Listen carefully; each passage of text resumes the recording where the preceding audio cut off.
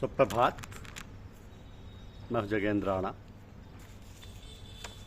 अद्भुत ब्रह्मांड और विचित्र पिंड, यह हमारी आज की आध्यात्मिक चर्चा का विषय।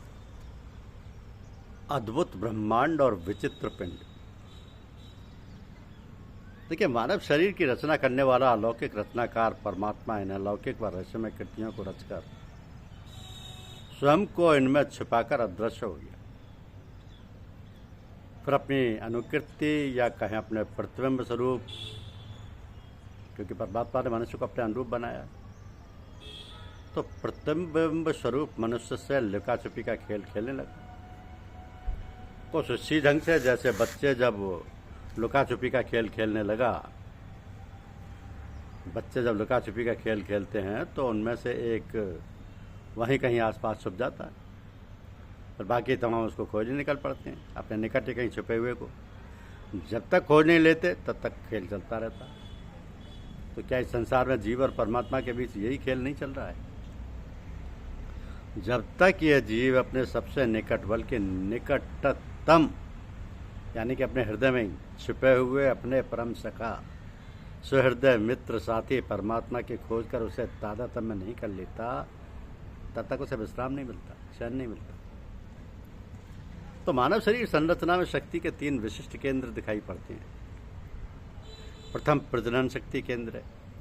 जैसे एक फल में ढेर सारे बीज रहते हैं और हर बीज में एक एक वृक्ष छिपा होता है, तो फल में विद्यमान हर एक बीज वृक्ष का रूप धारण करेगा या नहीं, यह उसको प्राप्त करने वाली परिस्थिति पर निर्भर करेगा। किंतु उस फल में अनंत वृक्ष सूक्ष्म रूप में विद्यमान है, अथवा उस फल में अनंत वृक्षों को उत्पन्न करने की क्षमता तो विद्यमान है ही। इसमें कोई भी संदेह की बात नहीं। ठीक उसी तरह मनुष्य के रजवीर में अपने समान अनंत रूपों को जन्म देने की क्षमता विद्यमान है। तो मनुष्य में यह शक्ति ईश्वरीय सृजन शक्ति का ही तो प्रतिबिंब है, लघु संस्करण है। यानी सृष्टि के आदि में परमात्मा ने यही इच्छा तो की थी कि मैं एक से बहुत हो जाऊं। एको हम बहुश्याम, एको हम बहुश्याम। इस प्रकरण को और विस्तार देते हुए योगेश्वर भगवान श्री कृष्ण ने कहा कि हे अर्जुन, मेरे मूल प्रकृति तो उत्पत्ति स्थान है और मैं उसमें जीव रूप गर्भ का स्थापन करता हूँ। उससे संपूर्ण प्राणियों की उत्पत्ति होती है। समस्त संसार की उत्पत्ति के बाद व्यष्टि शरीरों की उत्पत्ति के विषय में कहते हैं कि हे कुंती नंदन, संपूर्ण योनियों में प्राणियों के जितने शरीर पैदा होते हैं उन सबकी मूल प्रकृति तो माता है और मैं बीज स्थापन करने वाला पिता हूं। तो इस शक्ति केंद्र की ये तो स्थूल या भौतिक क्षमता है।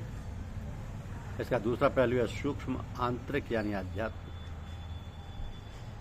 तो योगियों और संतों के मतानुसार यहीं पर है मूलाधार चक्र, जहां पर कुंडलिनी सोई पड़ी है।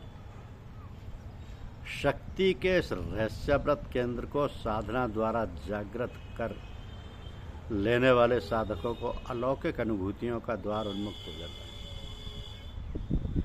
ईश्वरानुसंधान हेतु सामान्यतः साधकगण इसी चक्र या शक्ति केंद्र पर ध्यान एकाग्र कर आध्यात्मिक अंतर्यात्रा प्रारंभ करते हैं। तो मानव शरीर में शक्ति का जो अति विशिष्ट केंद्र है वो है हृदय। अब हृदय की कार्य प्रणाली व भौतिक क्षमताओं का विस्तृत विवेचन चिकित्सा विज्ञान में नित नवीन हो रहा है। अपने स्पंदनों यानी धड़कन से सारे शरीर की रक्त संचार प्रणाली को नियंत्रित कर सभी अंग प्रत्यंगों को परिपुष्ट कर क्रियाशील बनाए रखता है। तो हृदय की धड़कन का ही दूसरा नाम है जीवन। इस कार्य से हृदय कभी विश्राम नहीं लेता। दिन रात 24 घंटे अहरने संपूर्ण जीवन धड़कता ही रहता है। रुकने का कभी नाम नहीं। मानो राम काज कीने बिना मोय कहाँ विश्राम। तो ये राम के दूत इस राम काज से जब विश्राम ले लें, बस तभी जीवन में राम नाम सत्य हो जाता है। तो कितना गुरुतर कार्य है इस रामदूत यानी हृदय के पास। क्योंकि रामदूत के पास एक कार्य और है, राम के द्वारे पहुंचाने का। राम द्वारे तुम रखवारे, बहुत नाज्ञा बिन पैसारे। यानी राम को पाने का द्वार या दरवाज़ा ही ये हृदय है। इसी हृदय के अंदर तो जीवों के जीव, प्राणों के प्राण, जगत प्राणनाथ निवास कर रहे हैं। ईश्वर सर्वभूतानां हृदय से अर्जुनम तिष्ठति। आखिर जगन्नाथ प्रभु हृदय में ही क्यों निवास कर रहे हैं? और भी तो ढेर सारे अंग हैं शरीर में निवास करने के लिए। कहा गया है कि तस् पूजा चाहिए जस देवता, अनंत कोटि ब्रह्मांड। तस् पूजा चाहिए जस देवता, अनंत कोटि ब्रह्मांड। तो नायक परमात्मा कभी सोता नहीं, जबकि शरीर के सारे अंग हृदय को छोड़कर विश्राम करते हैं, सोते हैं, विराम चाहते हैं। अविराम स्पंदनशील गतिशील तो केवल हृदय है, गतिशील तो केवल हृदय है। और हृदय की कार्य प्रणाली परमात्मा के स्वभाव से मेल खाती है। अविराम सक्रियता, सजगता, सचेतना है परमात्मा का स्वभाव। तो हृदय की ये अविराम धड़कन ही है परमात्मा के निवास की सूचना। वस्तुतः हृदय स्पंदित होता ही है तो परमात्मा की उपस्थिति के कारण। जब वह विराम सत्ता वहां से प्रस्थान कर जाती है, तभी हृदय के स्पंदन पर लग जाता है विराम, और प्राणी का हो जाता है राम नाम सत्य। तो संतमत के साधकों ने हृदय में ही ईश्वर की उपस्थिति को अनुभव कर हृदय चक्र पर ही ध्यान के शुभारंभ को वरीयता प्रदान की है। चाहे सूरत शब्द हो योग हो या प्रकाश सूरत योग, दोनों के लिए हृदय ही सर्वश्रेष्ठ आधार है। सबसे नीचे है मूलाधार चक्र और सबसे ऊपर है सहस्रार चक्र। अब इन दोनों के मध्य है हृदय या अनाहत चक्र की स्थिति। मध्य मार्ग उत्तम कहा गया।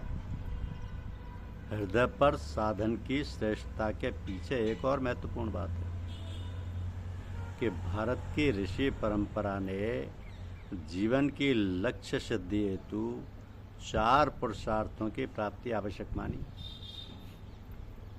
4 पुरुषार्थ हैं धर्म, अर्थ, काम, मोक्ष। धर्म, अर्थ, काम, मोक्ष। इन चारों पुरुषार्थों की सम्यक सिद्धि सिर्फ गृहस्थ जीवन में ही सहज संभव है। हृदय पर ध्यान लगाने से पारिवारिक उत्तरदायित्व भी निभते रहते हैं और आंतरिक यात्रा भी चलती रहती है। तो दीन व दुनिया दोनों का निर्वहन होता रहता है। कारण है कि हृदय है भावनाओं का केंद्र। इस केंद्र के जीवंत रहने से व्यक्ति भाव प्रवण बना रहता है। गृहस्थ जीवन में नाना प्रकार के रिश्ते हैं। इन सभी रिश्तों के संचालन के लिए हृदय का भाव में होना परम आवश्यक है। जबकि भाव शून्य हृदय इस महान उत्तरदायित्व का निर्वाह नहीं कर सकता। आज्ञा चक्र पर ध्यान अभ्यास करने से भाव शून्यता आती है। तो सन्यासी जीवन के लिए तो शायद उपयुक्त हो सकती है, किंतु गृहस्थ जीवन के लिए बाधक है। इसलिए कहा है कि जो भरा नहीं है भावों से बहती जिसमें रसधार नहीं, वो हृदय नहीं है, पत्थर है जिसमें स्वदेश का प्यार नहीं। रामकृष्ण मिशन के संत स्वामी ज्ञानानंद धर्म प्रचार के लिए अमेरिका गए हुए थे। वो प्रवचन के बाद सड़क से गुजर रहे थे, उन्हें प्यास लगी तो पास ही एक होटल में चले गए। उन्होंने अपना कंबल कुर्सी पर रख दिया। जब वो पानी पीकर लौटे तो देखा कि होटल का कर्मचारी पानी का बिल लेकर खड़ा है। उन्होंने आश्चर्य से कहा, इस देश में पानी भी बिकता है? मेरे देश में तो प्यासे को दूध और छाछ पेश किए जाते हैं। तभी उन्होंने चोर चोर की आवाज़ सुनी। चोर पकड़ लिया गया तथा उसके हाथ में वही कंबल था। होटल मालिक ने पूछा, क्या ये कंबल आपका है? संत ने कहा, हाँ मेरा। मालिक ने कहा, आप सामने के पुलिस स्टेशन में रिपोर्ट दर्ज कराएं। रिपोर्ट ना लिखवाना हमारे देश में जुर्म है। इसी बीच चोर ने रोते हुए कहा, मैं ठंड में ठिठुर रहा था इसलिए कंबल चुराया। स्वामी जी ने होटल मालिक से कहा, इसे छोड़ दो, उसने ठंड से बचने के लिए मजबूरी में चोरी की है। असली चोर तो आप हैं जो प्रकृति द्वारा दिए गए पानी के भी पैसे वसूलते हैं। इस हिसाब से भगवान की अदालत में आप भी दोषी हैं। पुलिसकर्मी तथा होटल मालिक स्वामी जी के सम्मुख नतमस्तक हो गए। धन्यवाद।